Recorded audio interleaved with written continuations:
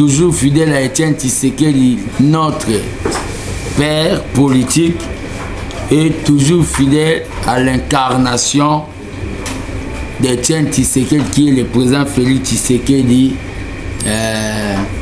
l'homme du coup d'État manqué. Le leitmotiv de notre conférence de presse d'aujourd'hui est de fixer l'opinion sur les multiples points d'actualité politique. D'abord, on va parler de l'UDPS. Donc, l'UDPS, après l'Hitler de Kingabwa, l'UDPS après le PG roulage Jean-Marc Kabound, l'UDPS après celui qui s'est servi de la lumière des autres pour brûler Jean-Marc Kabound, l'UDPS après les planificateurs du coup d'État manqué, du récent coup d'État manqué, qui est Jean-Marc Kabound. Là, vous allez me les poser pour tout le monde, on a ma question. Je dis bien le planificateur, il y a coup d'État manqué, Oyo, c'est Jean-Marc Kabound. Aujourd'hui, je devais un peu faire des révélations, fixer l'opinion sur ça. L'histoire de Jean-Marc Kabound est déjà tournée. C'est-à-dire, il était à côté de la porte, abîmé la fenêtre. Abîmé la fenêtre par la jalousie. Je l'ai appelé dans l'interview, on a ça qui Lucifer. Lucifer était un ange que Dieu aimait beaucoup. Comme Jean-Marc Kabound, le président Félix aussi, le considérait beaucoup comme compagnon. Par jalousie, Lucifer voulait devenir Dieu. Et il a été précipité. Il a été précipité avec ses démons. Ces démons, ce sont des gens que vous voyez à Kingabwa là, dire que ça va tenir sans Jean-Marc Kabound, l'UDPS et Kokufa. Pour l'UDPS, il y a eu de grandes personnalités. Nous avons eu de Liaou Marcel, nous avons eu de Vincent Bouanken, nous avons eu de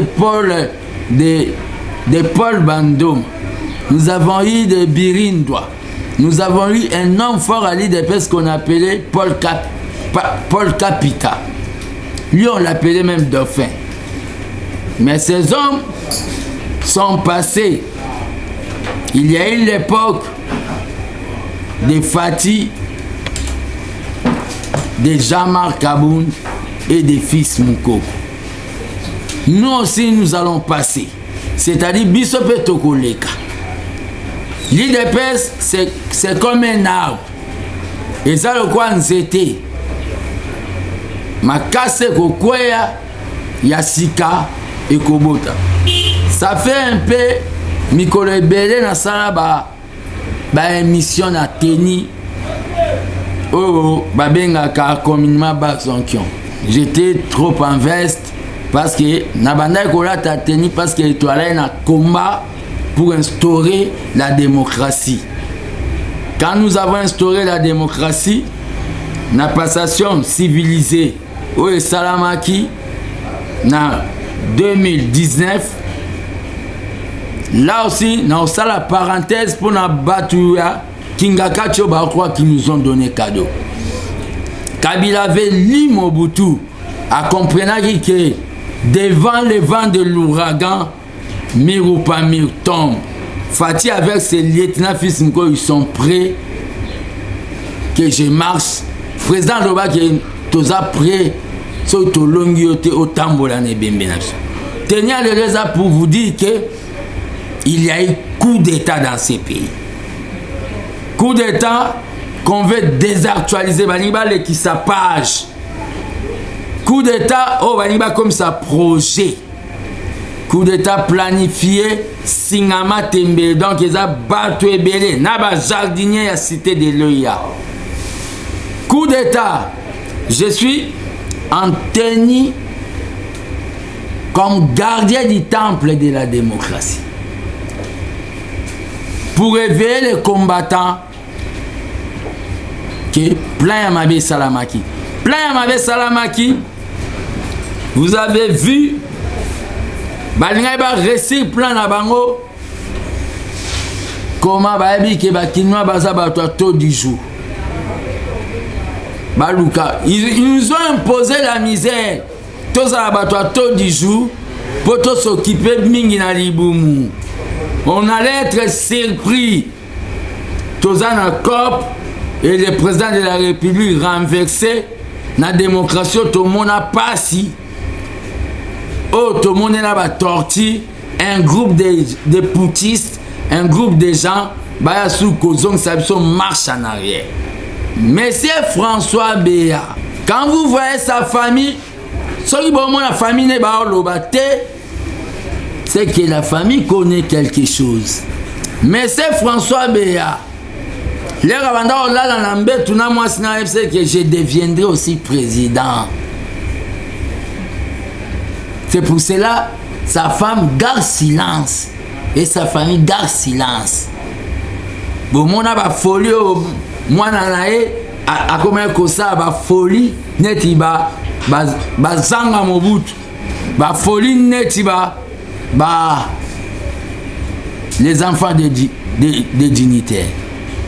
Mais c'est François Béa, l'homme de confiance, Yamokonzi Mboka. Bourouba, l'homme de confiance. Ça a toujours été les hommes de confiance. On a vu Thomas Sankara être renversé par Blaise Compaoré qui était son homme de confiance. Mais c'est François Béa, na histoire, na palmarès, il y a des combattants à IDPS au Balita, na mona été. Ce sont des battus au Nalobara, Baouta Lola, des experts. Là aussi, monsieur le président de la République, les parlementaires debout que nous sommes des experts en sciences politiques, en droit, en sociologie, en communication, en relations internationales. Mais tout le temps dans l'U20, ne nous négligez pas. C'est pour cela pouvoir les autres qui ont débrouillé, parce qu'il y a eu aussi un peu de négligence de votre part vis-à-vis de nous. Nanaza Bankité, vérité pesa bokabwanité. Monsieur François Béa, Kinshasa n'est pas Burkina Faso. Kinshasa n'est pas Mali. Ils ont rêvé, ils ont fait l'alertir avec leur planificateur Jean-Marc Aboun. Tous ont une histoire. C'est les prophètes politiques qui vous parlent. Crash l'avion. Il y a président au chauffeur Nakoufaki. Arrivé à Jean-Marc Aboun en permanence. Quand on a tué ton chauffeur, c'est qu'on a voulu te tuer. Jean-Marc Aboun d'ailleurs a signé la victoire. Et moi j'ai dit, regarde-moi ce type. Quand on a tué ton chauffeur, c'est qu'on a voulu te tuer. Et bêta, à Matabo et Bakombata Baboyaï. Ces photos, Bomonaka, a recommandé ba gang qui n'est pas bétanga na vimba loko la vie nanga Martin Fayou. Jean-Marc Aboun est monté pour dire aux gens, bakoluka boîte noire. Si le loboka histoire à boîte noire. Planificateur des coups d'État. Jean-Marc Aboun. L'incident ça les a naba garde républicain les a libosoté. Jean-Marc Aboun a tenu la barrière à l'obiso pour fongolité na kubuka. Ba garde républicain peut baloba na yeki soko meki. Okomona biso.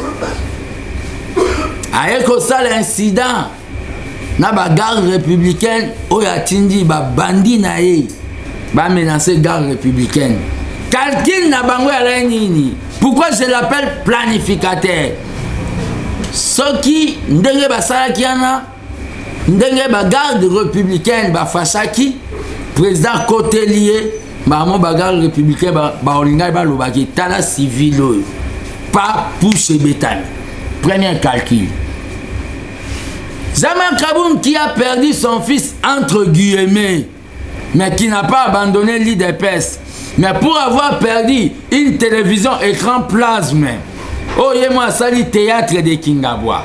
Parce que pourquoi ils ont théâtre? En voyant les militaires, Nanda Kwabongo Nalobara, une année passée, à Tonginda, on a mis des vrais chinois, Babitala, Moutama Sango. Non, c'est abandon, mais la salle arche de Noé. Une année passée, Ndako, le chinois, Batonga, main d'œuvre, Congolais, exacté. Jalousie. Mais le lobo, mon Ndaku, Nakati, Mark Neti, Yabaki, Timabini, Ramazani, Batomobuto, Basala, 32 ans. Ndaku, Nakingabwa. Théâtre de Kingabwa, comment? Quand Bajar Ndaku a bon, il y a une caméra Nakati. Mais les soldats bazoya ba filmer, mais les soldats ba saccager image exacte. Théâtre de Kingabwa. Tout les soldats ba saccager qui. Pour ba quoi si écran place menayo, il faut créer crise. Déjà planification à coup d'état. Il est le planificateur à coup d'état. Na discours nae. Ouais, le bail que biso va combattre tous en la courte joie, courte vie. Quelques jours plus tard, il y a cette histoire. Il y a François Béa, comme le président était parti. Président Komindek. Je me rappelle un jour, mon vieux Franck Dion a bien na bureau nae. Mon petit gardien, écoute-moi bien, allez lui demander. Alors, si on tue Fati, on va me tuer, on va te tuer. Parlementaire debout, si on tuait le président de la République, on allait te tuer, on allait me tuer. Planification. Déclaration de courte joie. Que vous avez courte joie. Jamais Kabound a voulu tenter, comparer. Très chers amis de la presse. Makamba coup d'état et le Kandé Wanate. Il faut pas identifier Batoutou qui est impliqué. De loin ou de près, condamner Bango pour donner la leçon. Nabao Bako Kanisake. Le Congo, c'est le Mali. Le Congo, c'est le Obabengi Burkina Faso. Et quand on les quatre, to boy ba gymnastique juridique na no bowling abo manasa sapso. On doit arrêter Mututu ou Ayoka Diata solo ya coup d'état pour donner la leçon. Il y a des ambassades de chancellerie complices. Quand Bazala identifié Tokata Obabengi coopération diplomatique na biso na bango. Tomesa na matembe na biso na Thompson. Tout le monde appelle la coopération et l'eau même na biso te. L'église bazape na kati. Ya coup d'état. Batu bazé belé. Ba misusu o baza impliqué na kati ya coup d'état na. Ezala o babengi retour interdit au pays. Parce que la démocratie automone la passe. Un groupe des individus. François Béa, où est Kalev? Quand j'avais dit aux gens que l'élève de Kalev ne peut jamais arrêter Kalev. Les lois entre eux ne se mangent pas. Où est Kalev? À Limouissaï. Pour Kalev à la chef. Dans l'histoire, il y a Jean-Marc Kaboums est déjà tourné. Na minute le rotozo lo banabino peut ça une invitation les ao babengi 41e anniversaire. Il y a parti est né. Première partie démocratique IDPS. Parti oyo les 13 parlementaires va monter la rapace. Oh Jean-Marc Kabounda Linga qui a changé l'histoire comme à 14e parlementaire. na boyelaki ye na bi bazalaka 13 ata papa na mina azalaka te ba 13 parlementaire ba FC Mobutu ke mboke ke bien te kande na ningisa mutu mboke ke bien te Mobutu abandi ko kanga bango Mobutu abandi ko relege bango azwa basi ya ba misusu mais ba basi fidèle bazalane ba mama Martha tanta mesimba te tara moi ça Muluba akangi famille Tshisekedi atindi ba na Équateur akangi abaki bino boye dans la salle tout les arabes ba misu ba Muluba ko tient na louose pour na torturer parti au batu banyo kwa mabongo IDPS o batu na débonant maison na vie na Jean-Claude Makali bakanga elelo akoma oloba so alobi soto kutane na tangsaka ma misu na tangsaka ma misu bakata eso singa so sega Mobutu parti au batu banyo kwa ma IDPS ben individu parenthèse dans salle combattants à la prudent. Il y a eu des gens qui ont soutenu Jean Kabou à ma bêtise. Dont M. Augustin Kabouya. Ces derniers temps, je vous trouve trop silencieux. Hein? Trop silencieux. Mais attendez, tu partiras avec ton maître. Au lieu de servir les partis, vous avez servi un individu. Mais c'est Kabouya, tu partiras. Tu partiras avec ton maître. Nabanda kota la yo bona on dit maté ki Kabouya nda azokende ko permettre na Kabund alobela mo konzambo ka fati pa manka famille présidentielle. Tu partiras.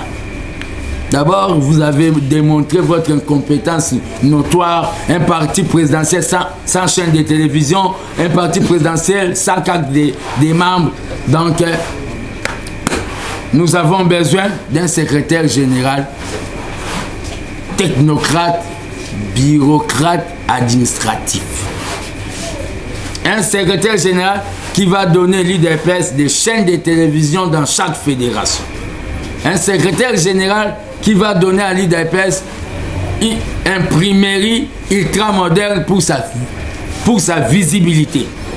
Un secrétaire général qui ne doit pas maintenir les combattants seulement politiques, mais comme ça, on peut barter au babengi économique. Parce que nous sommes des social-démocrates. Tu ne mérites pas, comme j'avais dit, tu ne mérites pas, M. Kabouya, d'être même chef de l'IDPS. Démissionne, quittez les choses avant que les choses vous quittent. Les problèmes qu'il y a, 41e anniversaire à l'IDPS, c'est historique. C'est pas au Babengaka de l'eau à boire. 41e anniversaire de l'IDPS, c'est comme 40 ans, il a traversé Yabana Israël pour Bakomana Kana. Yangone Naïf, ça va combattre tout. On doit se mobiliser pour ce jour. Démontrer que nous sommes l'union pour la démocratie et le progrès social. Machine culture, usine politique. Namboko. Partout au Bogozala. Mobilisation. Tout azimut pour démontrer que tout ça au Babengi, usine politique. 40 ans. Ils en étaient 40 ans en Israël. Problème sous on a mina de Belalelo, et ça par rapport au gouvernement des warriors. Nous commençons à sentir comme si, au lieu d'être pragmatique, le gouvernement comme il y a des théoriciens, il y a des philosophes. Si on peut s'en audience, on peut s'attendre. Vérité à Bokabouante. Le gouvernement des warriors doit faire la pensée du président Oeza à 45 territoires, le plus vite possible. Ils ont le plus vite possible. Développement dans les 45 territoires. 145 territoires, je me suis trompé, perdu. 145 territoires eza babengi ndenge le père alobaka commencer dès la cellule. Ça 45 territoires. Le gouvernement des Warriors na dernier virage au Tozanango. Gouvernement des Warriors na dernier virage au Tozanango. Et kende nango na ba mi chemin théo macroéconomique gymnastique. Pour qu'on puisse réussir l'électricité, la santé, l'éducation, des routes et la sécurité. Pas 1000 chemins. Le gouvernement des Warriors, le président doit s'atteler dans un projet où il y a 145 territoires. Maï. Là, nous allons réussir. Dans la parenthèse, la question d'actualité. Où est Ali? Qu'on veut aller en Belgique pour revisiter les frontières. C'est le 17 ou le 18. Revisiter les frontières. Oh, d'abord, Ebima Kebatrika, au moins na Congo, Mukongo, na Brazzaville, Mukongo, na Angola, Mukongo. Les colonisateurs vont encore venir revisiter. Frontières, Oyo, Balumumba, Bamuse, Bamobutu, Batiseke, Baloba, même centilitres, centimètres et colonguaté. Je demande à tous les peuples congolais de se mobiliser pour barrer la route de la décision et je demande au gouvernement des Congolais de ne pas participer. Bon, moi, le Coran a été triqué, bino bat botanga ba louvain na ba avar. Rwanda o ekokota na Congo 240 fois. Yenda koloba mutu aliboso. Pe na mboka ni baki osala on na Belgique o ekokota na Congo 80 fois. Bino boye ba te ke Rwanda amimona kaza muke alula mune na Congo. Les impérialistes, ce sont ce genre de pays au balingi Congo azalaka na monopole na bango de bazak derrière babengi ba coup d'état manqué. Pour terminer, je demande à tous les peuples congolais d'être vigilants. Toi rêveur de coup d'état, rêver c'est un droit. Les jours que vous allez seulement tirer Kanachnikov Moko, pas, les peuples sortez dans la rue, envahissez partout dans les provinces, envahissez et mettez ces gens hors d'état de nuire. Et vos enfants, Baotika là-bas, orphelins. On est en train de démanteler les réseaux petit à petit. Moi j'ai un beau-frère, Major Chilumba. Église Peigné Yalumba, que son âme repose en paix. Il était accusé dans Makambo, le qui coup d'état contre Mobutu. Naba général Kalume. Et puis ça est que Bakanga va moko. Bon moi n'était pas tout batika libanda. Bako yate. Bako handicapé libanda. Vous verrez. Pour la mambo lobby à Kabound a sali époque naé. Pourquoi bolinga ko personnifier victoire ya Fati na Kabound. Leto kena na belle so Kabound a kenda sa campagne na Moamba. Il a même vraiment parce que c'est la présidence du parti. Et là, on y a même vraiment pour faire le pouvoir. Yo dit tout concrètement, à quelle heure sa campagne, bison de Toloba qui tous a député, la commune musicien, $1 pour Fati, journaliste était émission candidat favori pour Fati. Et là, on y a ça. Plus tard, on interprète François Béa. On a dit rien que la déclaration en liaison. Ça, c'est 2. Excusez, je n'ai pas encore terminé. Rien que la déclaration. Allez toucher na ba garde ba sécurisera mokonzi ya mboka. Et haute autorité, il y a eu des pêches. Pour éviter que il faut provoquer putsch. Partout vraiment bisoto, hein, to tient assez. Ba d'esprit ou ba qui marana mobutu ba osaka biso pa to la samutu na bango. Nous avons un acte ils a pété. Abandango déjà. Rien qui wa eloko wana putsch to kwei. Ba botolio liberté de la presse au commandant lelo. Bazon si chaîne moko télésaï. Des églises. Na mutema no église elinga pouvoir ote.